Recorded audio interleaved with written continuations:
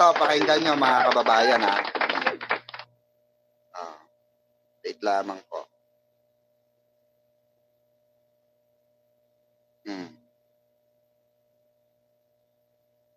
Sisi kaya nakulong si Duterte, di ba? Oh.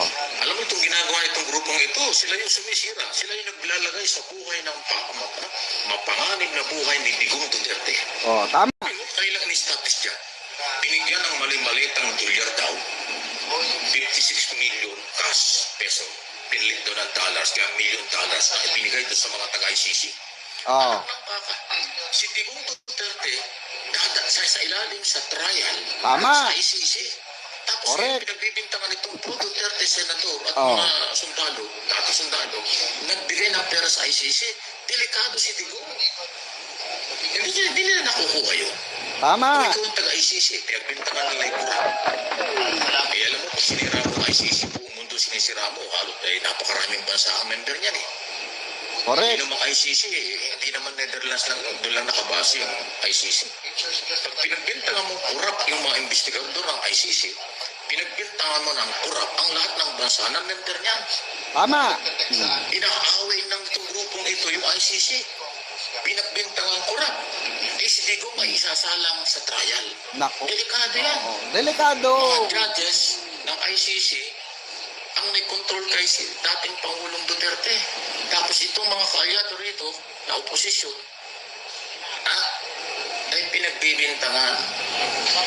Hindi lang pinagbibintangan. Kinukoy nilang nagdadala sila ng pera sa mga taga-ICC na pupunta rito sa Pilipinas. Iniisip pa raw nila pumula sa airport, pupunta sa hotel, pupunta sa airport, kung ano, hindi sa Makati nag-hotel. Kita nyo na mga katarantaduhan nila. Diba? Bakit po, ito. Bakit po hindi mabigyan ng interim release si Digong? Actually, pwede naman siyang talagang bigyan ng interim release ng ICC. Ang kaso nga, ang ginawa, tandaan nyo yung unang ginawa ng mga Duterte, nung mga inano nila, no? Ginalit po nila ang ICC. Inaway-away po nila sa social media, pinagmumura, ginawang katatawanan yung mga mukha ng ng mga judge doon sa ICC. Di ba? Kaya hindi nabigyan ng interim release. Ngayon nga, mga kababayan, 'di ba, mismong si Sara Duterte na hindi na sila, hindi na sila kahit sila pulong, alam nila, hindi na sila papayagan, okay? Or hindi na pahihintulutan na makauwi or ma-aprobahan yung interim release ng kanilang ama. Bakit po? Dahil sa kagaguhan ng mga 18 ex-Marines at na mga kono ay maka-Duterte. Kasi kung ikaw maka-Duterte ka, mga kababayan, ulitin natin. For example, tayo, ganito. Mayroon tayong sinusuportahan. For example lang, sinusuportahan natin, for example, si Sandro Marcos, si Kong Sandro Marcos, di ba? Para sa senador, para sa pagka-senador, next di ba? Pinapaano natin. Ngayon, tinutuligsa natin itong si Pangulong Bongbong Marcos. 'Di ba? For example lang, yung nanay na lang, si FL na lang. 'Di ba? For example, tinutuligsa natin. Do you think, matutuwa si FL?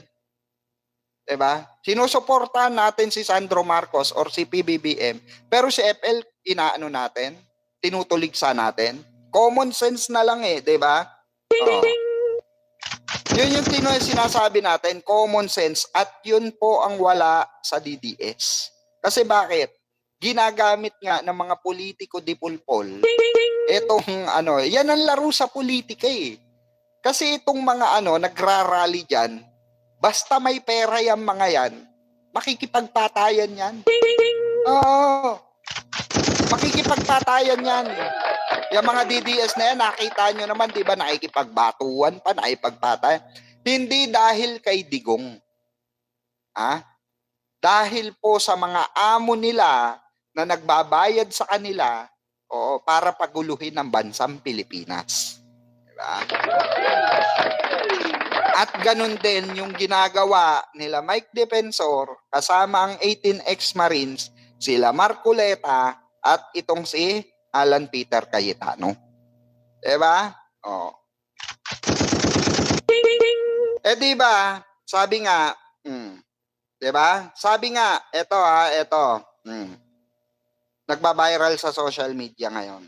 Dito sa Facebook. Sa isang podcast. Sinabi ng isang anchor sa podcast, political analyzer, na pumunta si Alan Peter Cayetano di umano. Saan po? Kay Pangulong Bongbong Marcos sa Malacanang. Di ba gago? Bakit ka pupunta sa Malacanang? Bakit mo kakausapin si Pangulong Bongbong Marcos, di ba? Meaning to say, kaya ka humarap kay Pangulong Bongbong Marcos. Sinabi ko na to last live ko. Mangyayari yan, pupunta yan. Kasi bakit? Meron pong gustong patunayan yan.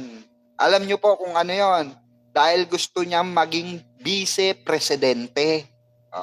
Gusto niya siya yung pipiliin ni Pangulong Bongbong Marcos. Kumbaga ganito yon, para clear. Pupunta siya doon kay Pangulong Bongbong Marcos, ex-deal. Ex-deal. May tendency. Hindi ko naman sinasabi na ganito yung sinabi or ex-deal na gusto ni Alan Peter Cayetano.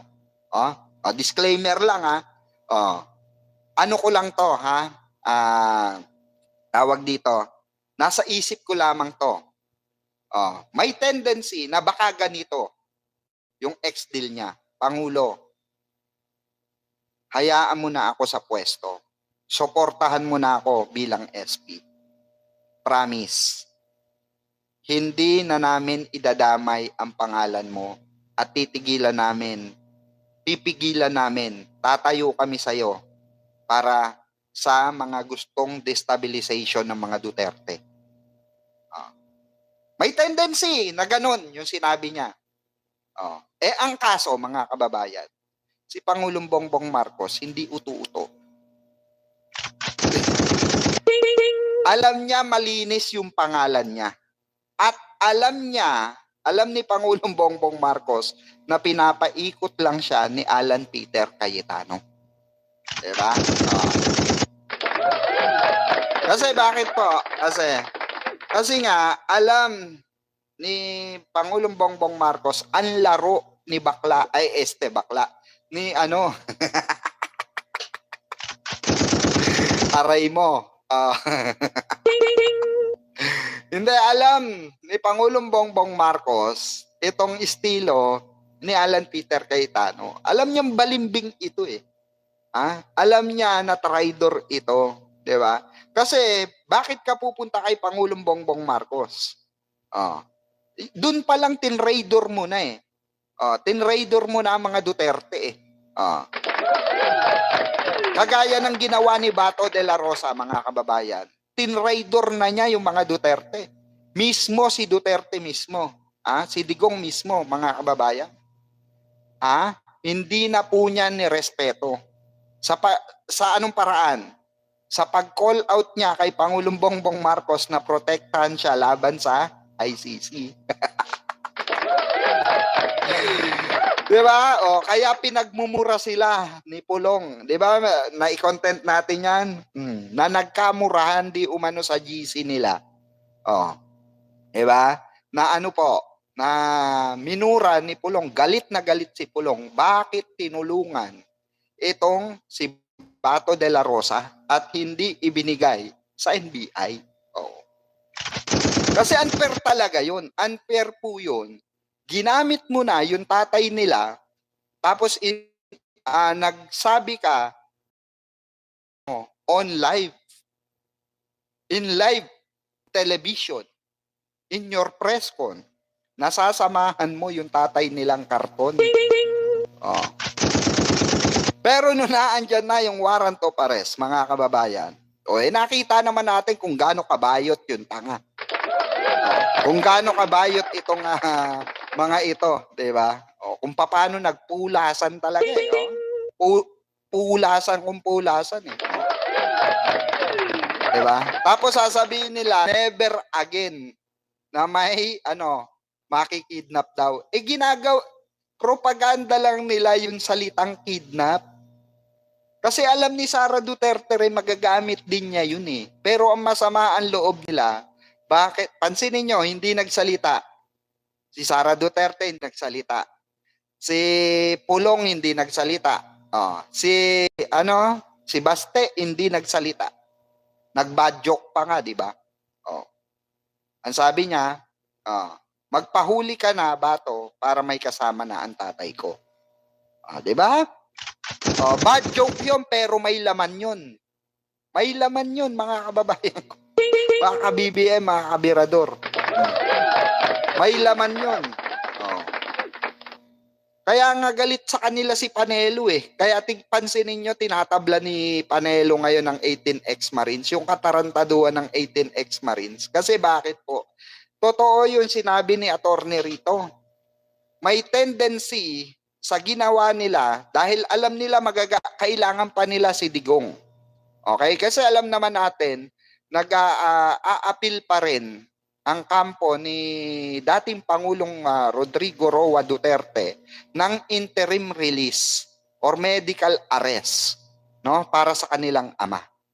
Pero ano pong ginagawa nitong mga tampalasan na nanggagamit sa kanilang tatay? Winawalang niya ang ICC. Anong gagawin ng ICC? Alam ng ICC, kaalyado niya itong mga ito. Kaalyado ni Digong itong mga ito. Di natural, diba? Natural, hindi nila papayagan na sa house arrest or interim release yan. Bakit po? Tinatarantado sila nitong 18 ex-Marines na pakawala ng mga nila Mike Defensor, nila Marcoleta, diba? Sino matutuwa dyan? Ayan pa, like and share po, 45 million viewers. 15 pa lang yung like natin. Diba? Sino matutuwa ron? Do you think matutuwa ang pamilya ni Digong doon? Na winawalang yan nilang ICC? Si Panelo na nga lang eh. Kay Panelo na lang kayo tumingin. Mga ka-BBM. Galit na galit si Panelo. Kasi, 'di ba, yung best friend kasi ni Panelo yan, 'di ba? Yung best friend niya, gusto niyang mapalaya kahit papaano. Paano makakalaya kung winawalang niya ang ICC nitong mga gago na ito? Kasi nga po, meron pa silang plano. Para saan po? Para sa 2028 election. Gagamitin na naman nila yan. Gagamitin na pa rin nila yan si Digong. Inilaban namin yan. Eto yan, di ba? Nagbuwis kami ng buhay. Pinag-initan kami ng dating administrasyon. Kasi magiging dating administrasyon na si Pangulo, di ba? Dating administrasyon para lang kay Duterte. Ginawa namin yan. Handa kami makulong. Lahat yan, babanggitin nila, mga kababayan. Lahat yan, maniwala kayo, babanggitin nila yan sa 2028 election. Pabanguan ng pangalan yan sa mga supporter ng mga DDS. Syempre, ang mga DDS, alam natin, low IQ, mababa ang kalidad ng utak. Ano pang asahan natin dyan? Diba? Natural, mga kababayan, iboboto yan. Iboboto nila yan. Pero sabi ko nga, mga kababayan, never again, maniwala kayo, never again na may uupong Duterte ulit. Never again. Alam nyo kung bakit? Pansinin nyo ang may ingay sa social media. Pansinin nyo lang, yung mga may ingay sa social media, walang muka. May mukha man sila, may mga mukha man sila naka-private profile. Diba? Kasi nga, mga kababayan, ang laro dito sa ano, parang dito rin sa social media, ang laro dito sa social media, mga kababayan, no? Ay views para magkapera ka. So gagamitin mo yung malaking malaking topic or maingay na topic para kumita ka. 'Di ba? Oh, kasi hot topic siya eh, kagaya nito. Etong 18X Marines. Pinagkakakitaan natin 'to dahil maganda 'yung topic, 'di ba? Trending at may kabuluhan, 'di ba? Ganun din sa politika, mga kababayan. Kung sino ang maingay na pangalan, oh, at alam nila na magagamit nila para manalo sa darating na 2028 election, 'di ba? Oh, lalo-lalo na kung kalyado nila. Oh, kagaya ng Duterte. Oh, gagamitin nila 'yan. Maniwala kayo. Oh. Si Bongo pa-release na yung ano niya, ha? Tandaan nyo, si Bongo pa-release na yung warrant of arrest niya. Baka next month may warrant of arrest na yan. Oh. Ang tanong, handa ba si Bongo na samahan? Oh, si Digong doon. Oh, 'di ba? Tanungin natin si Bongo. Oy, Senator Bongo, handa mo bang samahan yung tatay nilang karton doon? Ha? Di ba? Oh. Ayan, shoutout po sa mga bagong pasok. Kaya mag-shoutout muna tayo rito. At kanina pa ata kayo dyan. Hindi tayo nakakabasa ng comment nyo dyan. Okay? Ito. Maki Kwan. Shoutout Maki Kwan. Boss Birador Pico, hello bro. Ayan. Shoutout sa'yo Maki Kwan. Mga kabirador natin dyan, shoutout. Ayan, binigyan daw ng maleta ang ICC. O, di ba? Manggago nga eh. No? Ginagalit talaga nila ICC para hindi mabigyan ng interim release. Kasi nga pinagmumura na sila eh. Pinagmumura na sila ni Pulong eh. Nag-leak na po yan, na i-content na rin yan ni Mami Pebbles. Kaya nga galit na galit sila sa mga BBM vlogger. Kasi bakit? 'Di ba ipapapatay nga raw ang mga BBM vlogger? Oh. 'Di ba?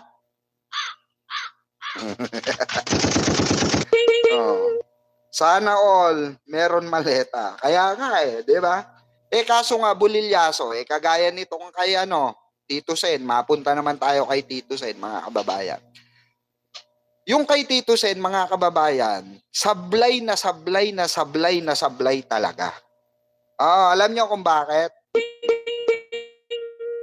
Mungkatin nyo, sabihin ba naman na dun daw sa tao ni Tito Sen, ibinigay or inabot yung maleta, yung kay Mark. Diba? Yun ang sabi. Ayan yung sabi ni Tito Sen. Ay, yung Mark na sinasabi nila, ay 2015 papatay. Baka tampalasan talaga, maggago talaga tong mga 18X Marines na to. Sino ba scriptwriter nyo at mabatukan? No? Siguro after nung na yon, mga kababayan.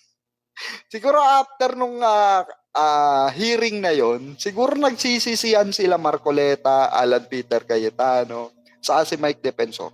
Ang tagal nyo nawala, 18X Marines. Ang tagal nyong nawala. Pati yung kay Laila de Lima. Diba? Kay Representative Laila de Lima, mga kababayan. Doon, nung in-interview sila, sa Jessica Soho, binawi nila yun. Nagkamali raw sila. Ayon sa attorney nila. Tapos ngayon, nung hearing, dinawit na naman nila. Hindi mo na maintindihan, mga kababayan, kung saan huhugutin yung mga utak nito. Diba? Na obvious yung kapalpakan ng mga gagong ito no? Alam nyo, sa totoo lang, nakakahiya. Nakakahiya talaga, sa totoo lang. Tanga na lang talaga, bobo na lang ang maniniwala. Imagine niyo, 2015, nagbigay daw sila 2020, 4 bago raw mag-eleksyon kay Tito Sen.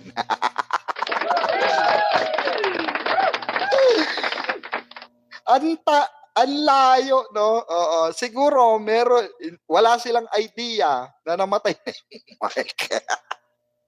Sabi, siguro nangula sila. Hindi, alamin mo nga kung sino yung assistant ni Tito Sen. Ay, kilala ko yun, yung Mark. Sige, lagay mo dyan, Mark. Diba? Oh. Hindi nila alam, anak ng pusa, pusang gala na si Kiko Barsaga. 2015 pa pala namatay yun, na maalam. Sumalangit nawa ang kanyang kaluluwa at nadamay pa. Nadamay pa sa katarataduan nito nila, Cayetano nila, Marcoleta. Diba?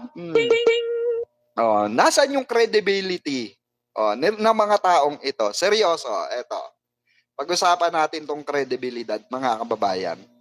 Saan yung credibility or credibilidad nitong mga taong ito? Sa mga pinagsasabi pa lang nila sa Blue Ribbon Committee, na bogus na committee na yan, wala na silang credibilidad eh. Pinuntahan pa sila ni Secretary Alvarez, Secretary Representative Alvarez, ni Kong Alvarez, di ba? At sinabi mismo sa harap-harapan ni Alan Peter Cayetano, kasi si Marcoleta iskapo agad eh. Di ba? Iskapo agad si Marcoleta eh. Di ba? Kasi bakit? Masusupal-pal siya. Good job, Marcoleta. Buti na lang, wala ka na doon. Nung binira ni Kong Alvarez itong 18 ex-Marines, nawala siya natanggap, 'di ba? At pero dahilan daw noon, ang dahilan noon yung pagtanggi niya, 'di ba? Or pag-say no niya dun sa impeachment ni Pangulong Bongbong Marcos. Diba? Kaya nga sabi ko nga mabait ang Diyos sa atin eh. Mabait ang Diyos, bakit? Kasi nga, hindi niya pinapahintulutan ang mga demonyong ito. Hindi po niya pinapahintulutan itong mga demonyo ito na tuluyang wasakin ang ating gobyerno, ang bansang Pilipinas, mga kababayan. Diba? Kasi itong mga ito, mga kababayan, itong mga damuho na ito, itong mga kulugong kulangot na ito, ito po ay salot talaga. Magmula nung in-issue ni Pangulong Bongbong Marcos itong flood control issue na ito. Pansinin nyo lang, magmula nung in-issue ni Pangulong Bongbong Marcos at sinabi niya mismo sa kanyang SONA, nasasagasaan niya, diba? Partido man, kamag-anak man, wala siyang sisinuhin. Kaya nga nagalit si Aimee, diba? Kasi alam ni Aimee, meron siyang meron siyang insertion doon sa DPWH leaks. Diba? Kaya galit si masasagasaan ako dyan, tol. Sabi siguro ni Pangulo, pasensyahan tayo, sis. Diba? Kasi kung tutuusin, mga kababayan, kung tutuusin, doon pa lang sa pamana nila sa kanilang ama, doon pa lang sa pinamana sa kanila ni Apo Lakay, no? Na pinaghirapan ni Apo Lakay doon sa pagiging attorney niya. Diba? Sa pagiging attorney niya sa mga maharlikang tao, diba? Around the world, mga ginto yung binabayad. Doon pa lang, mga kababayan, no? Doon pa lamang po, alam na natin na hindi na kailangan magnakaw ni Pangulong Bongbong Marcos or ng mga Marcoses. Malibang kay Aimee, hindi naman Marcos yan. Diba? Kasi nga, diba? May sapak sa utak diba? Diba? At nga sa DPWH leak. Pansinin nyo, bakit wala sila mailabas na ebidensya labang kay Pangulong Bongbong? Bakit wala? Kasi nga wala eh. Di ba? Oh. Meron pa sila nalalaman public trust. Tapos yung sinasabi nilang maanumalyang budget noon 2025. Di ba? Oh. Alam nyo kung bakit hindi nila makakasuhan doon? Public trust issue. Bineto eh. Binito po ni Pangulong Bongbong Marcos yung mga insertion. Diba? Oh, yung mga insertion ng mga tampalasang kutong lupa. Kaya nababad trip sila. Oh. Kasi wala nga sila binito Diba? Hindi kasi maintindihan talaga ng mga DDS yung mga ganyang klase ng topic, yung mga ganyang klase ng kalakaran, yung mga bito-bito na ganyan. Hindi nila alam yan. Oo, hindi nila alam yan.